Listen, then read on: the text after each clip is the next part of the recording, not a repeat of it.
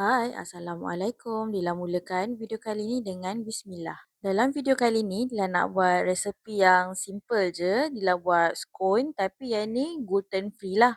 Untuk scone kali ni, Dila makan dengan butter. Dila pakai butter salted dengan jam strawberry.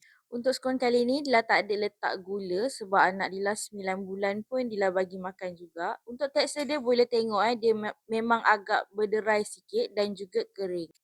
Untuk tepung biasa dia pakai tepung beras kan, tapi untuk resepi kali ni Dila tak pakai tepung beras. Dila pakai millet flour. Yang ni Dila beli dekat Shopee saja dan juga tepung sorghum lah. Yang ni pun Dila beli dekat Shopee je, dekat kedai Dila tak jumpa pun tepung ni. Sebenarnya beli tepung ni nak buat roti tapi macam lambat lagi nak buat roti jadi Dila buat dulu ni lah. Lepas tu dah tepung ubi, baking powder dan juga zentam gum. Untuk sukatan boleh tengok dekat tepi Dila dah letak sukatan untuk tepung ni lah. Pakai ke semua sekali tepung tadi. Yang ni dah siap timbang dan juga kacau bagi rata. Dia ada pure butter. Yang ni dah pakai salted. Lepas tu dia ada 4 biji kurma. Untuk resepi kali ni dia tak pakai gula jadi dia pakai kurma. Lepas tu boleh dia tambahkan dengan susu sejuk lebih kurang dalam 50 ml. Susu ni Dila lenyekkan dengan kurma 4 biji tadi. Kalau nak blender boleh tapi untuk Dila tak blender hanya lenyekkan dia pakai garpu saja sebab Dila nak ada tekstur kurma tu lagi. Dah siap tu tinggalkan tepi, masukkan butter tadi kat dalam tepung. Tepung ni pakai ke semua sekali tepung tadi tau. Lepas tu gaulkan dia sampai tepung ni jadi macam apa orang kata serbuk roti . Maksudnya butter dan juga tepung tadi dah sebati samalah. Bila tepung ni dah sebati dengan butter pun dah rata, boleh tuangkan susu dengan kurma tadi ke semuanya sekali.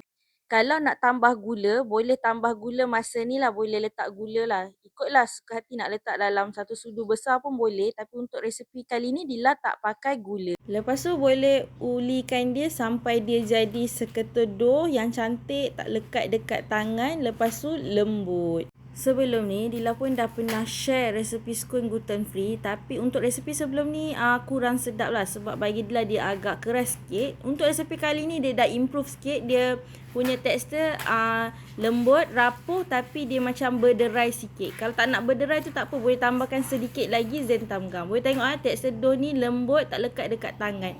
Okey, lepas tu boleh mula canai. Nak gelek pakai penggelek boleh tapi untuk Dila kalau scone dia tak suka gelek pakai penggelek, cukuplah lepeh-lepehkan guna tangan ni saja. Lepas tu tekapkan dengan acuan bulat.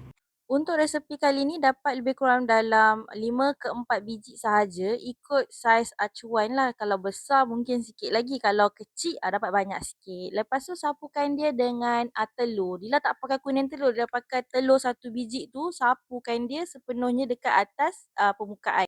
Kalau tak makan telur tak apa. Yang ni boleh skip je, tak payah sapu telur.